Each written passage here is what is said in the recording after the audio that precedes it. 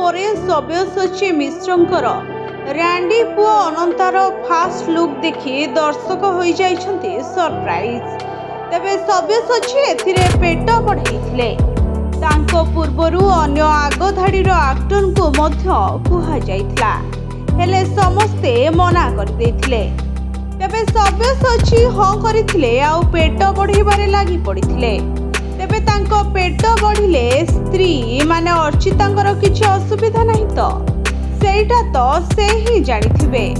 ତେବେ ପିଣ୍ଟୁ ନନ୍ଦଙ୍କ ଅଭିନୀତ ରାଣ୍ଡି ପୁଅ ଅନନ୍ତା ଏବେ ସବ୍ୟସାଚୀ ନିଜେ କେତେ ନିଭାଉଛନ୍ତି ସେଇଟା ସିନେମା ଆସିଲେ ହିଁ ଜଣାପଡ଼ିବ। ତେବେ ସବ୍ୟ ନିଜ ସୋଶାଲ ମିଡିଆ ପେଜରେ ତାଙ୍କ ଫାଷ୍ଟ ଲୁକ୍ ଦେଇ କହିଛନ୍ତି, ମୋର ନୂଆ ସିନେମା ମୋର ନୂଆ ପରିଚୟ ହେଉ, ସେତିକି ପ୍ରାର୍ଥନା। ଏହି ଅନନ୍ତା ଚରିତ୍ର ପାଇଁ ଅନେକ ମାସରୁ ପେଟ ବଢ଼ାଉଥିଲି ଓ ପେଟ ଭିତରେ ଏହି ସିନେମା ବିଷୟରେ ଲୁଚେଇ ରଖିଥିଲି, ଆପଣଙ୍କୁ ଜଣାଇ ନଥିଲି। ଏକାଥରେ ଫାଷ୍ଟ ଲୁକ୍ରେ ଆପଣଙ୍କୁ ସରପ୍ରାଇଜ ଦେବାର ଇଚ୍ଛା ଥିଲା। ଆଶା ଆପଣଙ୍କୁ ମୋ ଲୁକ୍ ମାଧ୍ୟମରେ ସରପ୍ରାଇଜ ଦେଇପାରିଛି। ବୋଧେ ମୋ ଭାଗ୍ୟରେ ଥିଲା ବୋଲି ଓଡ଼ିଶାର ବରପୁତ୍ର ବ୍ୟାସକବି ଫକୀର ମୋହନ ସେନାପତିଙ୍କ ବଳିଷ୍ଠ କାହାଣୀ ଉପରେ ଚଳଚ୍ଚିତ୍ର କରିବାର ସୁଯୋଗ ପାଇଲି।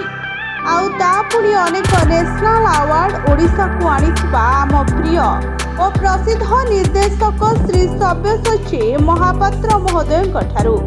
ତେବେ ଧନ୍ୟବାଦ ଅମର ମ୍ୟୁଜିକ୍ ଆଣ୍ଡ କୁମାର ପିକ୍ଚର୍ସ ଏହାକୁ ଏକ ବିରାଟ କମର୍ସିଆଲ ସିନେମାର ରୂପ ଦେଇଥିବାରୁ। ଅନେକ କଥା ଅଛି, ଧୀରେ ଧୀରେ ସବୁ କହିବି। ଏବେ ତ ଜଷ୍ଟ ଆରମ୍ଭ ହେଲା ଅନନ୍ତର ବଦମାସି। ଖାଲି ଏତିକି କୁହନ୍ତୁ, ସତରେ ଆପଣଙ୍କୁ ଫାଷ୍ଟ ଲୁକ୍ କେମିତି ଲାଗିଲା? ତେବେ ରାଣ୍ଡି ପୁଅ ଅନନ୍ତା ବଡ଼ ପରଦାରେ ଦେଖିବାକୁ ଆପଣମାନେ କେତେ ଏକ୍ସାଇଟେଡ୍ ଅଛନ୍ତି ଆମକୁ କମେଣ୍ଟ ସେକ୍ସନରେ ନିଶ୍ଚିନ୍ତ ଜଣାଇବେ। Bureau report, SGTV Odia.